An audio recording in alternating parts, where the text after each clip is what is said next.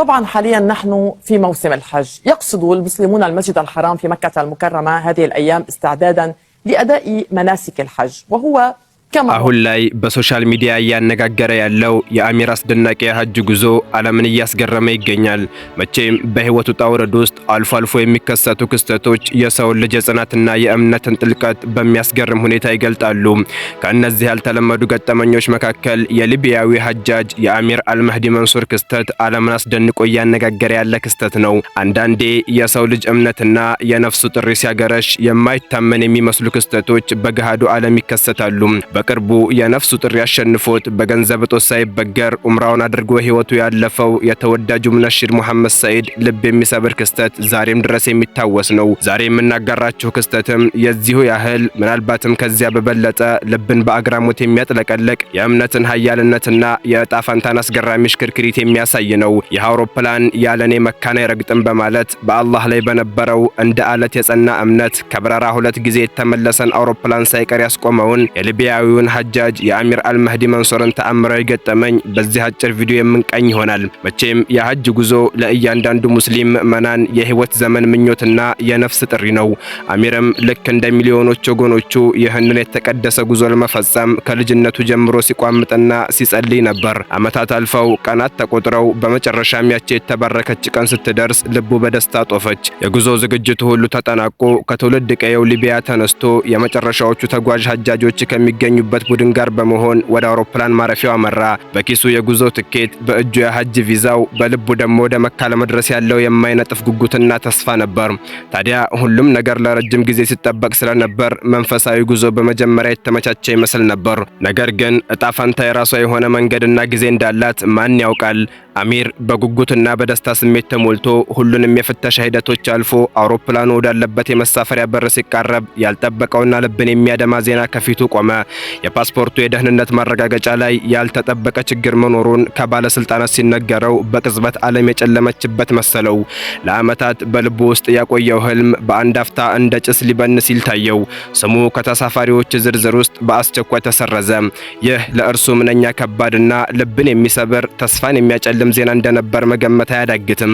ታዲያ ጓደኞቹና አብረውት ሊጓዙ የነበሩ ሐጃጆች በአዘኔታ ሲመለከቱት እሱ ግን በውስጡ የሆነ የማይናወጥ እምነት ነበረው። ይህ እምነት በዙሪያው ባለው ተጨባጭ ሁኔታ ሊገለጽ የማይችል ከልቡ የሚመነጭ ነበር። ይህ አውሮፕላን ያለኔ መካን አይረግጥም የሚል ጽኑ ድምጽ በውስጡ ያስተጋባ ነበር። ሌሎች ሐጃጆች እየተሳፈሩ የአውሮፕላኑ ግዙፍ ሞተሮች እየተሟሟቁ የአውሮፕላኑ በር ሊዘጋ ሲል እሱ ግን በጸሎትና በተስፋ ተሞልቶ በአላህ ላይ ያለውን እምነት አጠንክሮ ይጠባበቅ ነበር። በመጨረሻም ግዙፍ አውሮፕላን ተሳፋሪዎቹን ይዞ ወደ ሰማይ ሲበር የአሚር ተስፋ እንደ ቅጠል የረገፈ ይመስል ነበር።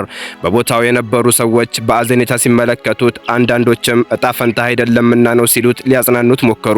ሆኖም ያ በልቡ ውስጥ ጸጥ ያለ ድምጽ አሁንም በጸጥታ ያንሾካሽኩለት ነበር። እናም ልክ እንደ ድንገተኛ ተአምር አውሮፕላኑ ከተነሳ ከጥቂት ደቂቃዎች በኋላ ባልታሰበና አስቸኳይ በሆነ የቴክኒክ ችግር ምክንያት ወደ መጣበት አውሮፕላን ማረፊያ ለመመለስ ተገደደ። በዚህ መሃል በአስገራሚ ሁኔታ የአሚር የፓስፖርት ችግር መፍትሄ አግኝቶ ነበር። ይህ ለእርሱ ምንኛ ታላቅ የምስራች ነበር። ልቡ በደስታ ዘለለች፣ ፊቱም በፈገግታ በራ። አሁን መንገዱ የተስተካከለ መሰለው። መካ እየጠበቀችው እንደሆነ በሙሉ ልብ ተሰማው። ነገር ግን ፈተናው በዚህ አላበቃም ነበር። አውሮፕላኑ በሰላም መሬት ላይ ካረፈ በኋላ የፓስፖርቱ ችግር መፈታቱ ከታወቀ በኋላ አሚር እንዲሳፈር ጥያቄ ቀረበ። የአውሮፕላኑ ካፒቴን ግን የአውሮፕላኑ ሞተር አሁንም እየሰራ በመሆኑና በሎጂስቲክስ ችግሮች ምክንያት የአየሩን በር መክፈት እንደማይቻል በመግለጽ ጥያቄውን ውድቅ አደረገው። ታዲያ የአየር ማረፊያ የደህንነት ኃላፊ በአሚር ሁኔታ ከልብ አዝኖ ሊያጽናናውና ወደ ቤቱ እንዲመለስ ሊያግባባው ሞከረ።